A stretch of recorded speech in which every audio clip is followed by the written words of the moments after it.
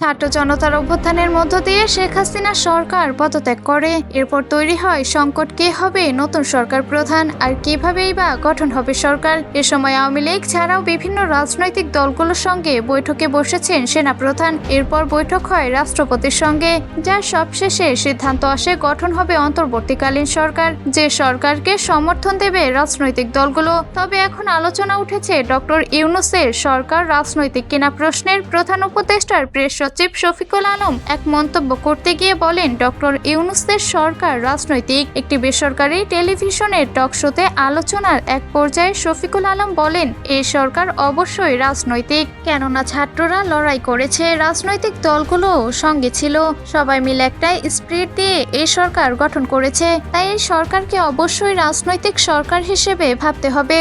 তবে এমন মন্তব্য নিয়ে ঠাট্টা করেছেন বিএনপির নেত্রী রুমিনা ফারহানা। তিনি বলেন, এই সরকার কোনো স্থায়ী সরকার নয়, তাই তাদের বুঝতে হবে কখন তাদের কি করতে পারবেন আর কি করতে পারবেন না। এ সরকার তো আর রাজনৈতিক সরকার নয় যে 5 বছর ক্ষমতায় থেকে আবার ভোটের সময় জনগণের কাছে যাবে। রুমিনা ফারহানার এমন মন্তব্যের বিপরীতে শফিকুল আলম বেশ কড়া যুক্তি দিয়েই বোঝাতে চেয়েছেন, হ্যাঁ, ডক্টর ইউনূস রাজনৈতিক সরকার।